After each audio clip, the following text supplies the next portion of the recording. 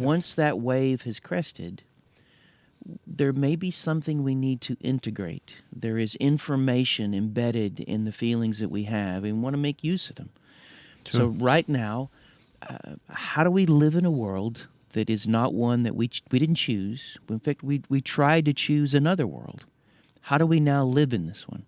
And that's why I was mentioning earlier that the feeling that we may have to deal with now, the thing that may crest over us, there still may be some grief. There certainly may be anger. But I think the feeling might also be outrage. That's going to be the feeling that we're going to have to deal with. Emotions often in themselves are not useful from where they start, but they're useful where they end. Okay. So part of what happens with that metaphor of the crest is you allow yourself to be able to feel what you feel. You you let those emotions move through you.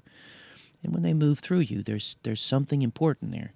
So if you're outraged about the idea that RFK is going to be in the Department of Health. And other things.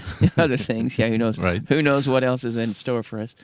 The goal would be, okay, in the end of the day, you, A, have to live with it. We just have to. We have to. So if nothing else comes from that, we're going to have to find a way to be able to live in a world that we didn't choose. And that is an existential thing. If nothing else, your outrage starts one place, but it may end, it could end in self-soothing. It could end in compassion. It can end in compassion for the folks who may be more affected than you. Once you've had the process of being able to think the emotions that you have, your mind changes as a result. So we have to, those of us who didn't choose this world, have to grow a mind to live in a world we didn't choose. Thinking at its very nature is supposed to balance us. It's supposed to help us maintain equilibrium so we don't feel too much or too little, that we can stay in a space that we call that euthymic window. It's just this narrow band that we can exist in where everything is kind of okay, right? We want to, and we're sort of aiming for that. Yeah, that's a good place. And this goes all the way back to Freud. Freud sort of gave the idea that repression is one of the central things that generates psychopathology or difficulty, emotional difficulty. Okay. And that's attempting not to think or feel the things that you do think and feel.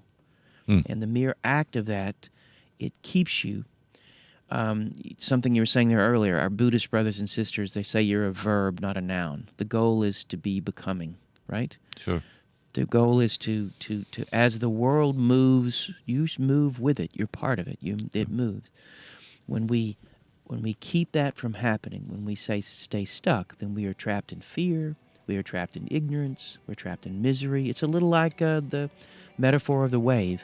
If you fight the wave, you get sucked into the riptide. And then it does generate that despair, that psychosis of despair. You are literally stuck here forever. When in fact, there are still other things in your day. Oh. I mean, Okay. there are other things going on. Most of us, there are going to be 1,000 other things that happen in that day. There's going to be so much more life than just that.